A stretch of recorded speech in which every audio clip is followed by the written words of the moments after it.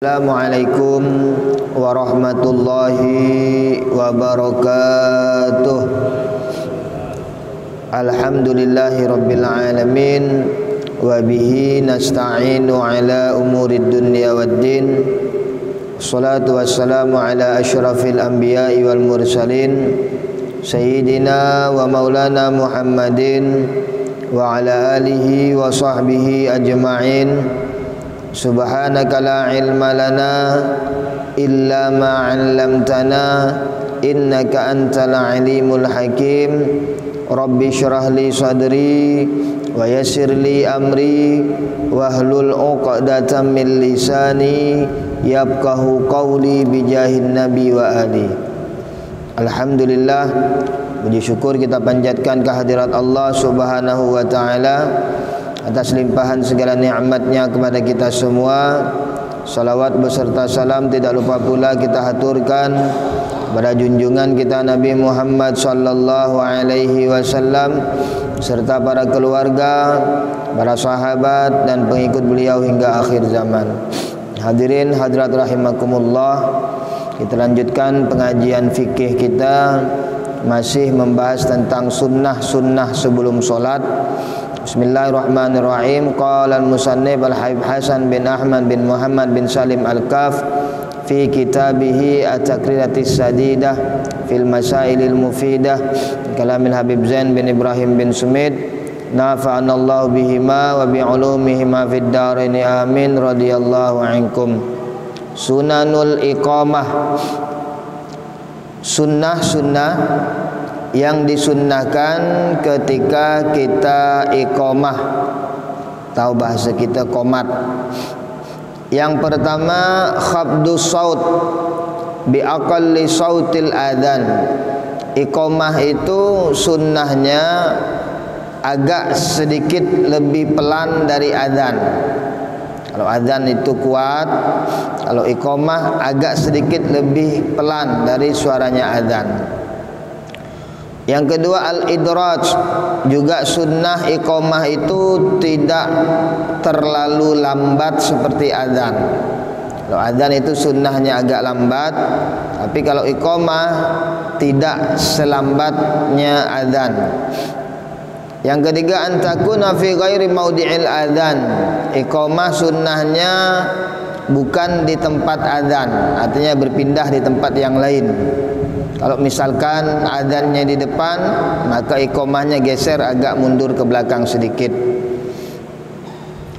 Kemudian yang keempat, ayyaqula mujibul iqamah inda kalimatil iqamah aqamahallahu wa adamaha madamatis samawati wal ard wa ja'alani min salihi ahliha. Jadi orang yang mendengar iqamah itu, maka dia mengucapkan aqamahallahu wa adamaha madamati samawati wal ard wa ja'alani min salihi ahliha. Kemudian yang kelima, antakunal iqamatu binazaril imam. Ini sunnah yang kelima, artinya iqamah itu dilaksanakan atas perintah imam. Artinya imam memerintahkan orang untuk iqamah kalau sampai waktunya. Jadi kalau seandainya sebelum ada perintah dari imam, maka iqamah tidak dilaksanakan seperti itu. Sini berlaku hukum kalau di suatu masjid tersebut ada imam rawatib. Ya. Kalau di masjid tersebut ada imam rawatib atau imam tetapnya, maka waktunya iqamah itu ditentukan oleh imam. Kalau imam sudah memerintahkan untuk iqamah, maka boleh kita melaksanakan iqamah tersebut. Ini sunnah-sunnahnya. Kemudian selanjutnya sunnah muadzin. Sunnahnya muadzin itu yang pertama at-taharah anil hadatsain. Muadzin itu sunnahnya suci dari dua hadas. Ya. Muadzin sunnahnya dalam keadaan suci. Ya. Kemudian Yang kedua, istiqbalul kiblah, menghadap ke kiblat. Sunnahnya orang yang adzan itu menghadap ke kiblat. Yang ketiga, as-siwak, bersiwak. Kemudian yang keempat, ayyakuna qa'iman, adzannya dalam keadaan berdiri. Maka makruh hukumnya adzan dalam keadaan duduk. Kemudian yang kelima, ayyakuna hasanas saut, orang yang adzan itu hendaknya orang yang memiliki suara yang bagus. Yang keenam, ayyakuna adlan, orang yang adil. Yang ketujuh, ayyakuna aminan, orang yang dapat dipercaya. Yang kedelapan, ayyakuna muhtasiban liwajhillah, orang yang adzan mengharapkan pahala atau mengharapkan balasan dari Allah Subhanahu wa taala. Kemudian yang kesembilan, ayyu'adzin min murtafi'. Nah, ini sunnahnya adzan itu dari tempat yang tinggi. Kalau zaman Nabi itu kan adzannya di atas menara. Ya.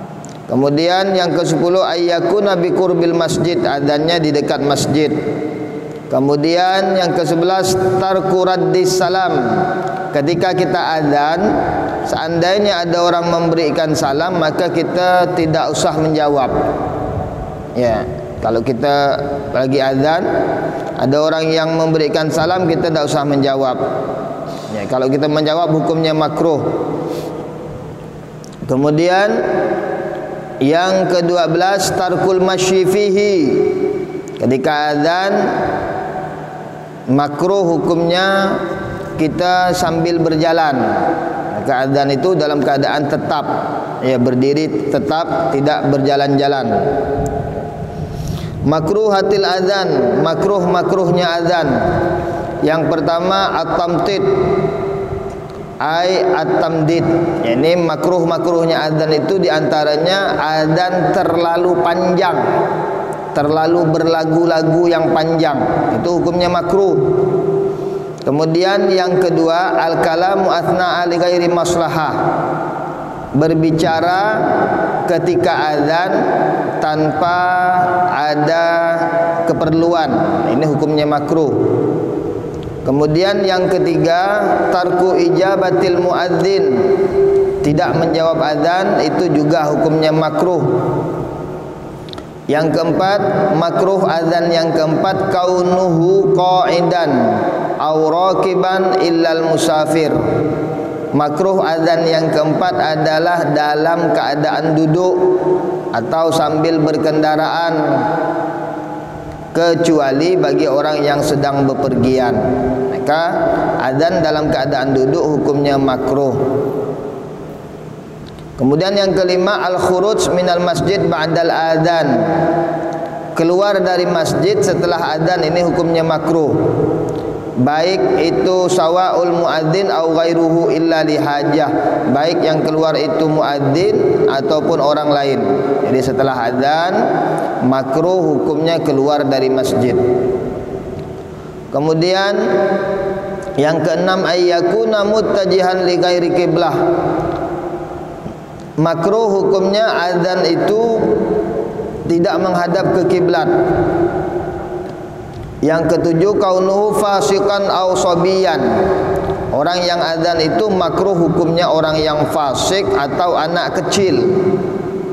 Orang yang fasik ini adalah orang yang melakukan dosa besar atau orang yang sering melakukan dosa-dosa kecil.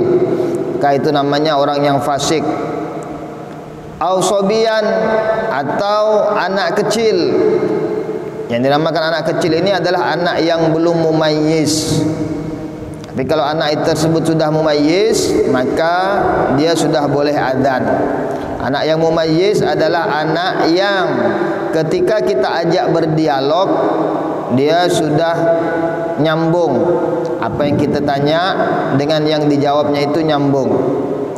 Kemudian yang ke-8, kaunuhu junuban au muhditsan. Makruh adzan itu dalam keadaan berhadas atau dalam keadaan junub, illa idza ahdatsa athna al-adzan fayutimmuhu, kecuali kalau hadasnya itu ketika di tengah azan. Misalkan di tengah-tengah azan dia kentut misalkan, maka dia tetap disunnahkan melanjutkan azannya. Tapi kalau sebelum azan, maka dia disunnahkan untuk bersuci terlebih dahulu baru diazan. Kalau dalam keadaan tidak bersuci, maka hukumnya makruh. Baqiyatus sunan qabla shalah, sunnah-sunnah yang lain yang disunnahkan sebelum solat. Di antaranya al-masyu ila sholati bisakinatin wa waqar, pergi menuju tempat solat dalam keadaan tenang, berjalan dengan tenang, tidak gopoh dan tidak berjalan dengan laju. Ya, kalau bahasa Jawa itu tidak kesusu. Ya, tidak gopoh. Kemudian yang keempat ad-du'a bainal adzan wal iqamah, membaca doa di antara adzan dan iqamah itu disunnahkan. Ya, setelah di antara sela-sela adzan dan iqamah itu kita disunnahkan untuk berdoa dengan doa apa saja. Dan itu adalah tempat yang di antara tempat-tempat yang mustajab untuk berdoa. Kemudian yang kelima al-mubadarah ilal ishtighal bi asbabis shalah fi awalil waqti. Ketika sudah masuknya waktu solat atau setelah mendengarnya azan, maka kita bersegera melakukan persiapan-persiapan untuk melakukan solat, dari bersuci, kemudian mengambil wudu, kemudian menutup aurat. Nah, itu dilakukan dengan segera, tidak menunda-nunda lagi. Kemudian yang keenam an-nafilatu qabliyah, mengerjakan solat sunnah qabliyah. Itu hukumnya sunnah. Di antaranya qabliyah subuh dan qabliyah zuhur, kemudian qabliyah asar, juga qabliyah Jumat, dan qabliyah maghrib, juga qabliyah isya. Itu sunnah-sunnah qabliyah, yakni sunnah-sunnah yang disunnahkan untuk solat sebelum solat wajib, sebelum solat subuh, sebelum solat zuhur, sebelum solat asar, sebelum solat Jumat, sebelum solat maghrib, dan sebelum solat isya. Yang ketujuh an-nafilatu bainal adzan, mengerjakan sunnah-sunnah di antara adzan dan iqamah. Kemudian yang kedelapan al-ityan bil ad'iyah ma'thurah al-waridah qabla shalah, membaca doa-doa yang disunnahkan oleh Nabi Muhammad sallallahu alaihi wasallam sebelum salat. Di antaranya misalkan ketika waktu subuh, maka sebelum salat subuh disunnahkan membaca doa fajar.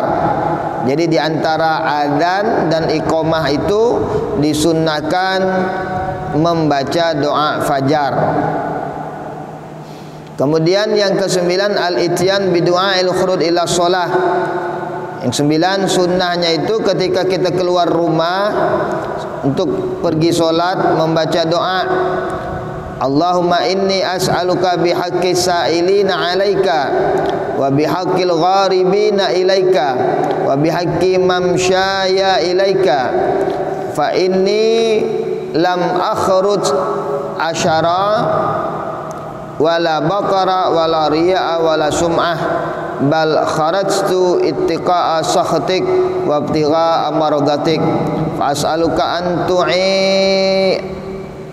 an tu'idhani minan nar wa tudkhilani minal jannah birahmatika ya arhamar rahimin. Ini adalah doa yang disunnahkan untuk dibaca ketika kita pergi solat. Kemudian yang ke-10, sunnah yang ke-10 al-qiyam ila shalah ba'dal intihai minal iqamah, berdiri untuk melaksanakan solat itu setelah selesainya iqamah, bukan sebelum iqamah kita sudah berdiri. Sunnahnya itu ketika selesainya iqamah barulah kita berdiri. Yang imam maju ke depan mengambil posisi sebagai imam, yang makmum meluruskan dan merapatkan shofnya. Yang ke-11 taswiyatus sufuf, merapatkan atau meluruskan shaf. Taswiyatus sufuf, meluruskan shaf. Yang ke-12 saddul furuj, mengisi celah-celah yang kosong di antara shaf tersebut, itu hukumnya sunnah.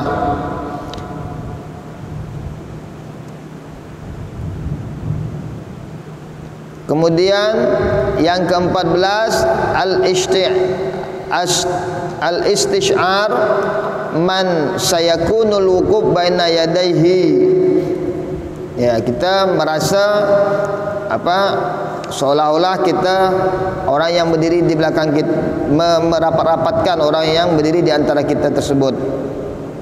Kemudian yang ke-15 ayakula Allahumma atini afdala ma tu'ti ibadakas sholihin. Sebelum solat kita disunnahkan membaca doa Allahumma atini afdala ma tu'ti ibadakas sholihin. Kemudian juga disunnahkan membaca surah An-Nas, Qul a'udzu birabbin nas, sampai selesai. Ya, kemudian juga disunnahkan membaca doa Allahumma inni a'udzu bika min hamazati syayatin wa a'udzu bika rabbi ayyahdurun. Ya, ini doa disunnahkan ketika kita sebelum solat, agar solat kita terhindar dari gangguan atau godaan syaitan. Allahumma inni a'udzubika min hamazati syayatin. Atau ditambah lagi wa a'udzubika rabbi ayyahdurun. Kemudian yang ke-17 at-tafarruqah baina qadamaihi biqadri shibrin lidzakar. Berdiri atau merenggangkan kaki itu kira-kira 1 jengkal. Jadi berdiri ketika sholat itu kita membuka kaki itu tidak terlalu lebar, juga tidak terlalu rapat. Ukurannya kurang lebih 1 jengkal.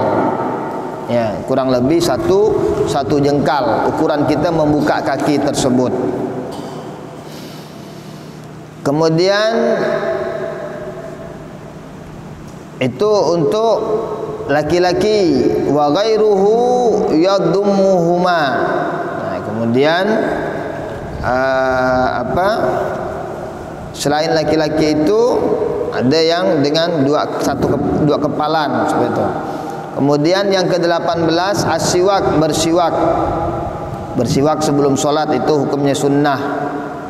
Kan ada hadis yang mengatakan as-sholatu bisiwak khairun min sab'ina sholah bighairi siwak. Sholat dengan siwak itu lebih afdol daripada 70 kali sholat dengan tanpa siwak. Jadi menyikat gigi atau bersiwak sebelum sholat itu hal-hal yang sangat disunnahkan. Kemudian yang ke-19 ad-dukhul fi shalah binasyat, mengerjakan sholat dengan semangat. Ya, jangan lemas, jangan loyo. Sunnahnya itu kita semangat ketika mengerjakan sholat. Kemudian yang ke-20 at-talaffuz binniyah qabla takbir likai yusa'idul lisan al-qalba fi istihdar. Sebelum melaksanakan sholat kita disunnahkan untuk melafalkan niat sholat. Ya, itu hukumnya sunnah melafalkan niat sholat. Tujuannya apa? Tujuannya untuk mengingatkan hati kita untuk menghadirkan niat di dalam sholat.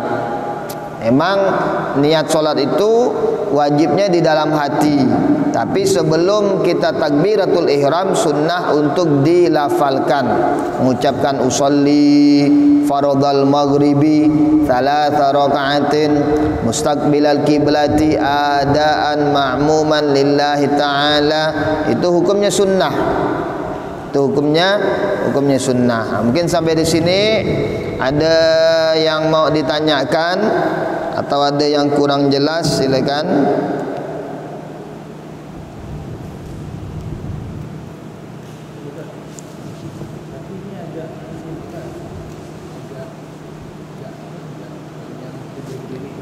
berkaitan dengan itu dari malam yang sunyi. Gini Ustaz, masalah mayat ini. Mayat itu kan ada keraguan-keraguan yang saya dengar nih. Ada yang kalau bilang itu kan istri boleh memandikan suami kalau suaminya meninggal atau kebalikannya kan itu. Nah itu otomatis yang membutuhkannya kan itu yang bersangkutan kan yang atau istri atau suami istri. Nah itu kan dibolehkan ya Mas ya. Nah sekarang ada di antaranya kalau seandainya mayat sudah siap untuk dikafankan, ada orang yang tidak tahu bukan muhrim ikut mencium misalnya. Nah itu apakah batal atau enggak mayat itu? Baik, ya. Kalau untuk mayat tidak berlaku hukum batal tidak batal lagi Pak. Yang batal itu adalah wudunya orang yang hidup. Mayat tidak berlaku hukum batal tidak batal. Cuma kalau yang bukan muhrim itu haram hukumnya mencium mayat yang bukan muhrim. Itu saja. Jadi bukan bersentuhan atau mencium itu bukan menyebabkan batalnya wudu, tapi memang hukumnya haram karena dia bukan muhrim. Haramnya itu untuk yang semayat atau yang hidup? Untuk hidup. Untuk yang hidup haram, dan untuk orang yang mengetahui itu, walaupun kita tidak cium tapi kita membiarkan atau kita bahkan kita nyuruh, kita juga kebagian dosanya. Iya. Kita orang awam kan, kadang-kadang latah gitu Pak. Latah lihat ini mungkin keluarga, tapi dia ini menganggap ini keluarga. Tapi keluarga dia ini batal wudu. Nah itu masalahnya. Yeah. Orang mencium dia mencium itu. Iya. Itu kan masalahnya. Tapi untuk mayat itu tidak masalah. Ya.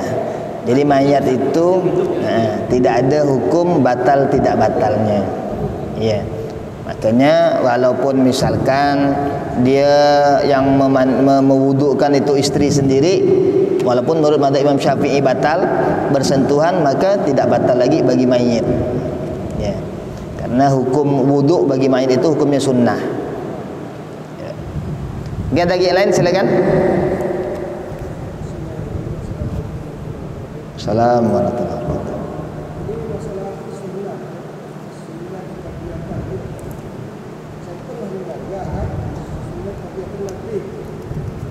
Ada masjid tidak bawa kan langsung tamat, dan saya pernah dengar sebuah pun tidak bawa tidak apa-apa lah. Itu cuma urusan benar. Baik. Sunnah, jadi qobliyah ini ada apa?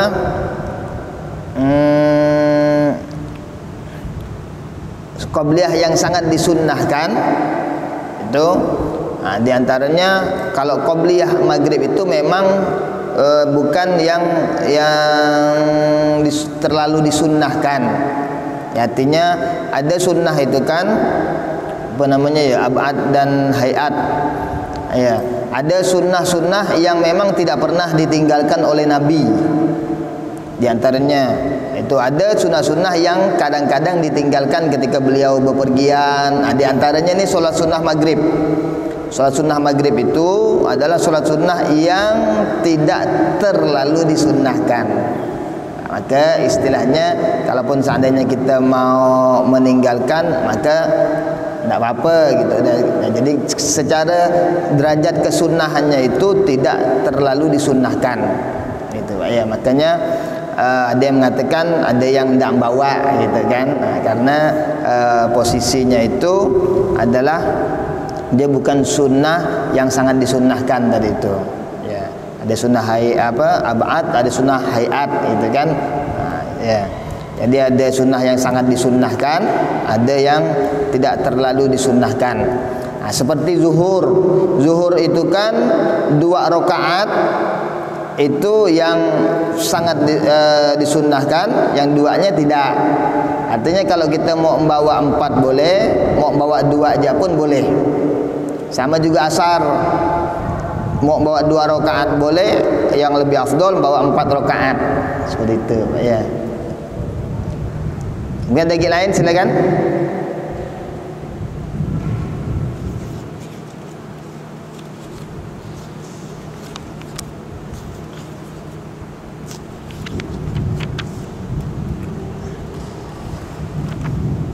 Masih ada yang mau tanyakan? Kalau tidak kita lanjutkan.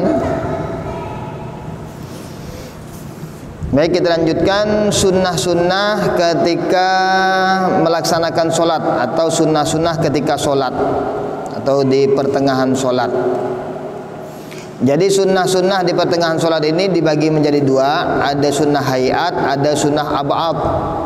Sunnah ab'ad adalah sunnah yang jika kita tinggalkan maka disunnahkan bagi kita untuk melakukan sujud sahwi.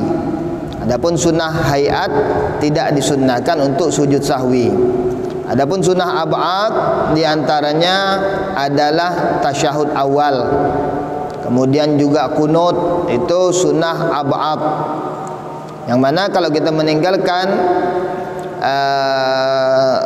tasyahud awal ataupun kunut, maka kita disunnahkan untuk sujud sahwi. Adapun yang lain-lainnya tidak disunnahkan untuk sujud sahwi. Di antara sunnah-sunnah di dalam solat itu banyak sekali. Di antaranya yang pertama raf'ul yadaini, mengangkat tangan. Ketika kita solat, kita ada di beberapa, ada 4 tempat. Ada di 4 tempat kita disunnahkan untuk mengangkat tangan. Apa di 4 tempat itu? Yang pertama adalah takbiratul ihram. Jadi sunnah mengangkat tangan ketika takbiratul ihram. Yang kedua, ketika kita rukuk. Mau rukuk, ngangkat tangan, Allahu Akbar, langsung rukuk, kan? Kemudian yang ketiga i'tidal. Yang keempat, bangun dari tasyahud awal.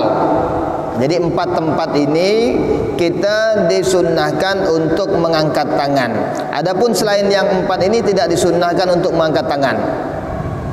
Yang pertama takbiratul ihram, yang kedua ketika rukuk, yang ketiga ketika i'tidal, yang keempat ketika bangun dari tasyahud awal. Selain dari itu tidak disunnahkan untuk mengangkat tangan. Yang kedua, sunnah yang kedua, wad'ul yadil yumna ma'a asabi'iha ala qu'il yusra qabidan laha asfala sadar. Ya, yang keempat adalah meletakkan tangan kita di bawah dada.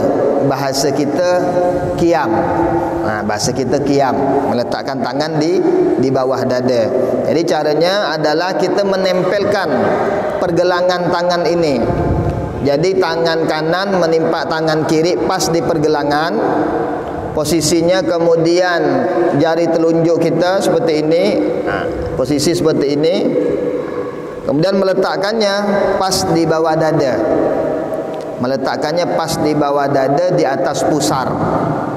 Di bawah dada, di atas pusar. Ya. Kemudian di sini waqala ba'dhum yumiluha ilal yasar fauqal qalbi di annahu mahallan niyah wal ikhlas wal khusyuk. Sebagian ulama mengatakan, di antaranya Imam Ghazali mengatakan disunnahkan meletakkan itu agak geser ke kiri sedikit. Geser ke kiri sedikit. Karena di kiri inilah tempatnya hati. Itu menurut Imam Ghazali. Jadi tidak tepat di tengah, tapi agak digeser ke kiri sedikit saja. Ya, agak digeser ke kiri sedikit saja.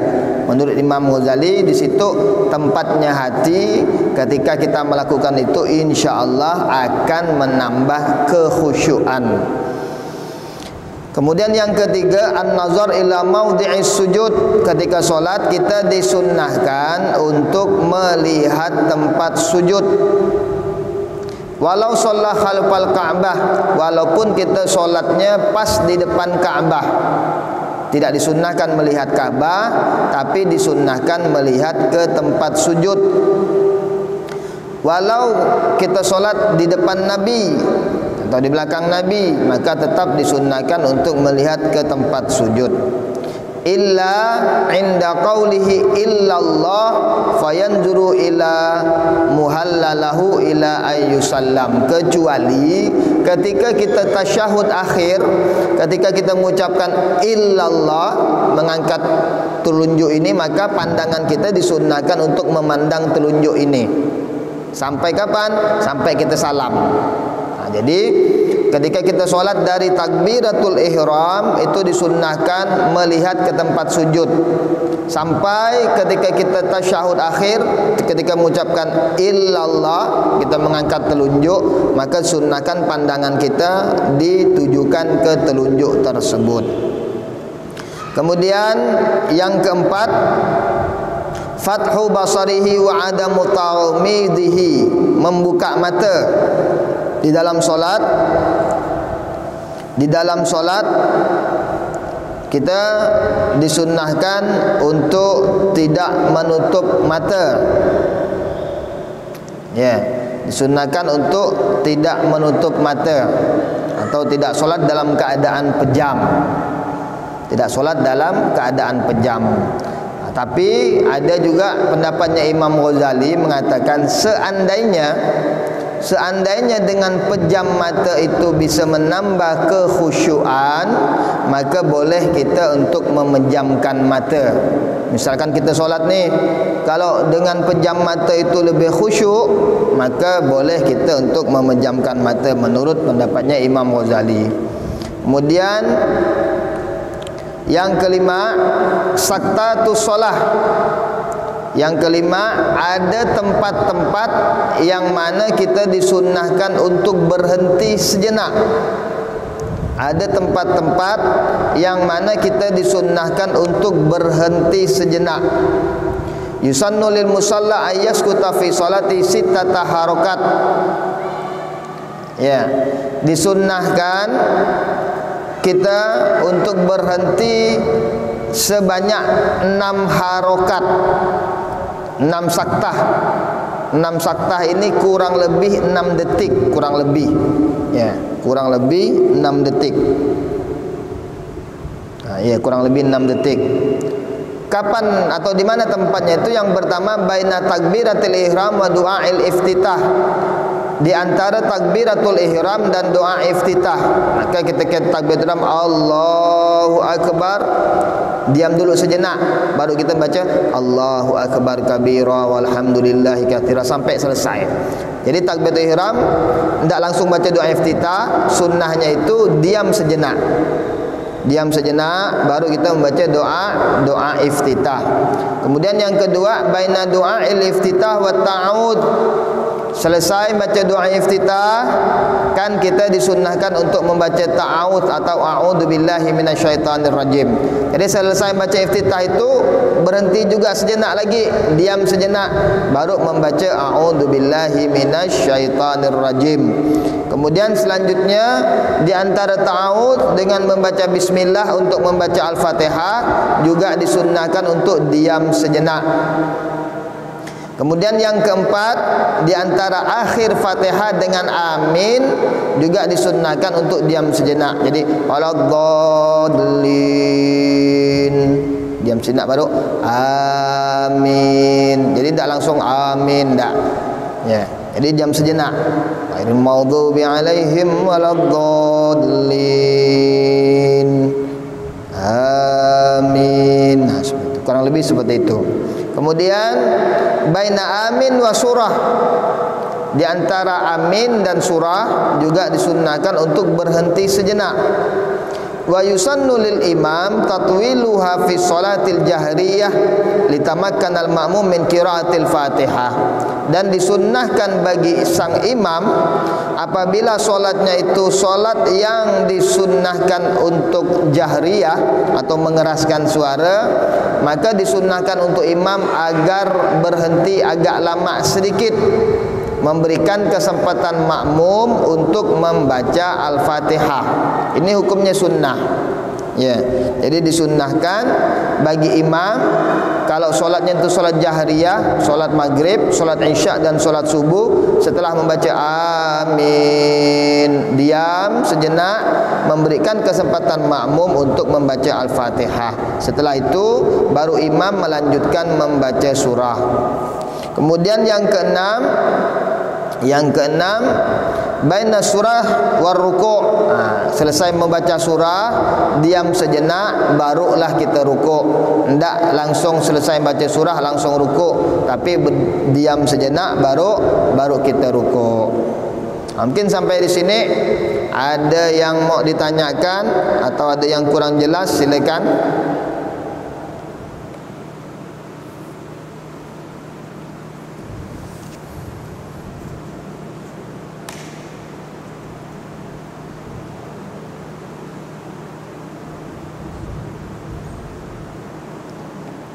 Kalau tidak ada, kita lanjutkan lagi.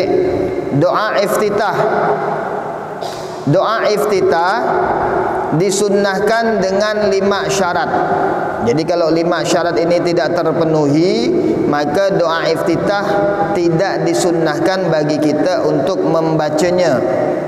Yang pertama, ayyudrikal imam fil qiyam. Kita mendapati imam ketika imam masih dalam keadaan berdiri, maka kita disunnahkan untuk membaca doa iftitah.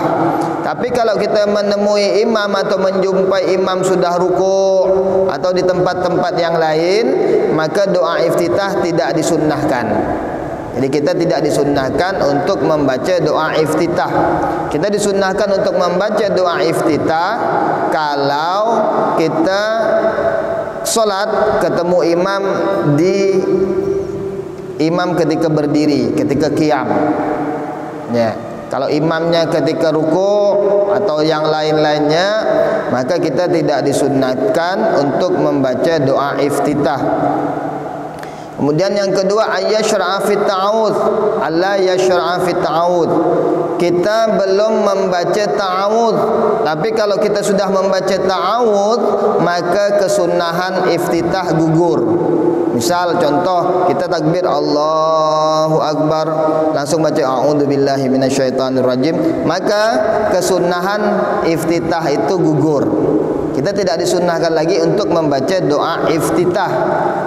Jadi doa iftitah itu dibaca sebelum kita membaca ta'awudz.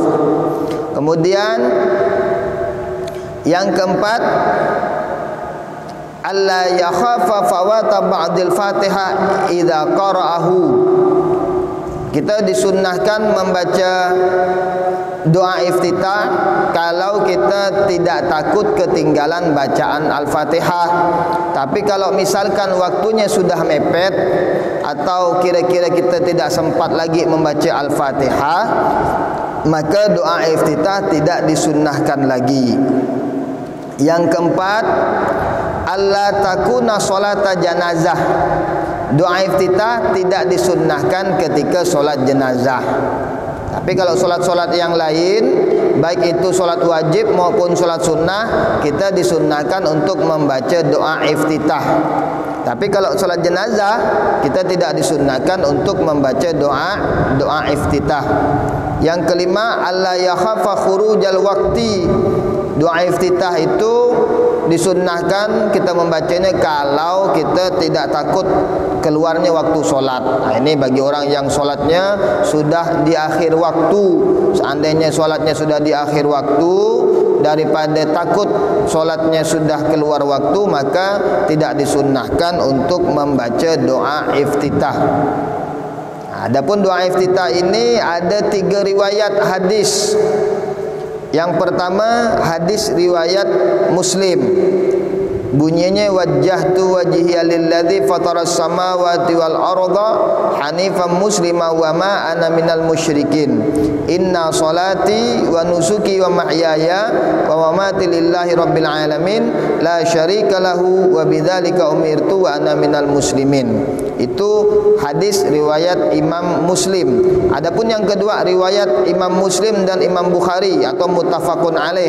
Bunyi doa iftitahnya, Allahumma ba'id ba'id baini wa baina khataaya kama ba'adta bainal masyriqi wal maghrib. Allahumma naqqini min khataaya kama yunaqqa thawbul abyad minad danas. Allahumma ighsilni min khataaya bil ma'i wa salat wal barat. Adapun yang ketiga, doa iftitah riwayatnya Imam Muslim yang berbunyi Allahu akbar kabira walhamdulillahi katsira wa subhanallahi bukratan wa asila. Mungkin sampai di sini pengajian kita pada malam hari ini. Mudah-mudahan pengajian ini mendapatkan keberkahan dari Allah Subhanahu wa taala. Kita tutup dengan doa kafaratul majlis. Subhanakallahumma wa bihamdika asyhadu an la ilaha illa anta astaghfiruka wa atubu ilaik. Allahumma shalli wa sallim ala sayyidina wa maulana Muhammad. Assalamualaikum warahmatullahi wabarakatuh.